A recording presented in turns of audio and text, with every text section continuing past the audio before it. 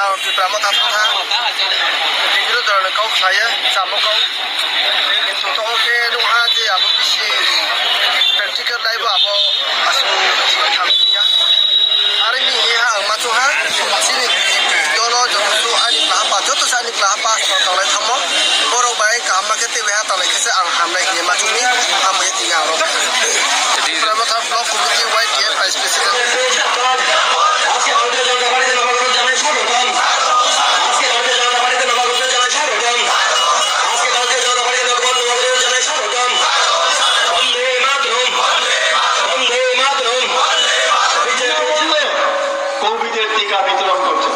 বাংলাদেশের জনগণকে দিতে পারতো না, তাদেরকে দেওয়া হয়।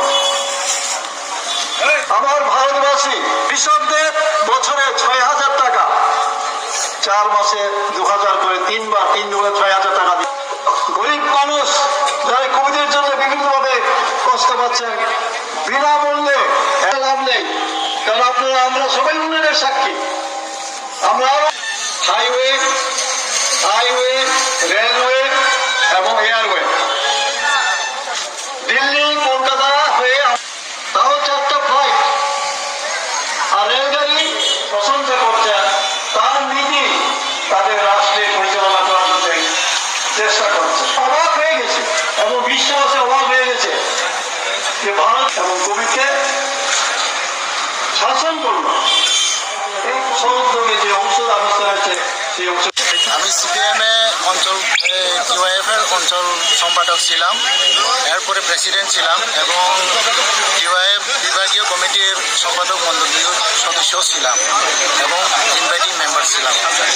আর আপনি যে কমিউনিস্টের যে আন্দোলনটা ছিল মূলত সমাজতান্ত্রিক সমাজ ব্যবস্থা, সেটা কোনোদিনই পূর্ণ হবে না এবং সেই জন্যই আমি কমিউনিস্টের সংসদটা ত্যাগ করলাম। আর আমি সিপিএমে অঞ্চল কিউআইএফের অঞ্চল সম্পাদক ছিলাম, এরপরে প্রেসিডেন্ট ছিলাম এবং কিউআইএফ বিভাগীয় কমিটির সম্পাদক মণ্ডলীর সদস্য ছিলাম এবং ইনভাইটিং মেম্বার ছিলাম। আর আপনি তীব্রমথার ব্লক কমিটি হোয়াইট ইয়ার ভাইস প্রেসিডেন্ট সিপিএমের প্রাক্তন চেয়ারম্যান ছিলাম। আমি সিপিএম হারানোর পরে 3.5 বছর কোনো আঞ্চলিক নিত্য নতুন যেগুলো পার্টি বাইরে ছিল ওখানে যাইনি।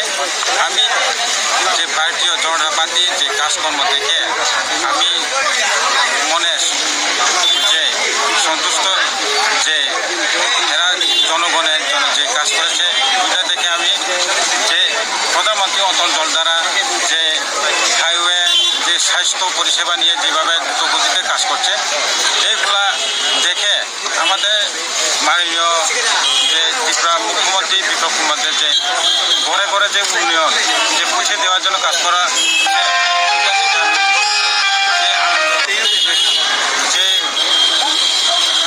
যে উন্নয়নের বাতাবরণ দেখে আমি ভারতীয় জনতা পার্টিতে যোগ করেছি।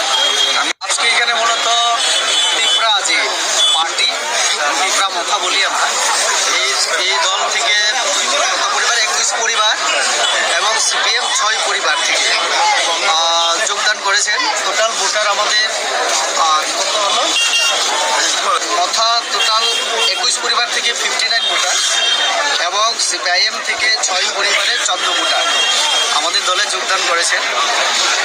বাকি আপনার প্রশ্ন ছিল অন্যান্যদের প্রতি আমাদের কি বার্তা থাকবে। দেখুন, আমরা সবাইকে নিয়ে চলার চেষ্টা করি। সবকা সাথ, সবকা বিকাশ, সবকা বিশ্বাস এবং সবকা প্রয়াস। আমরা সবাই মিলে যদি প্রয়াস করি ত্রিপুরাকে একটা সুন্দর ত্রিপুরা হিসেবে আমরা গড়ে তুলতে পারি।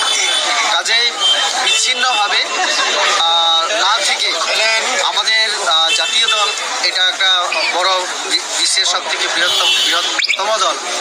এই দলে আসার জন্য আমি সবাইকে অনুরোধ করব, কারণ এই দলটাই পারবে একমাত্র এই ত্রিপুরাকে কিছু করার জন্য, উন্নয়ন করার জন্য। আমাদের প্রধানমন্ত্রী হীরার কথা বলেছিলেন নির্বাচনের আগে, এই হীরা আমরা এখন পাচ্ছি।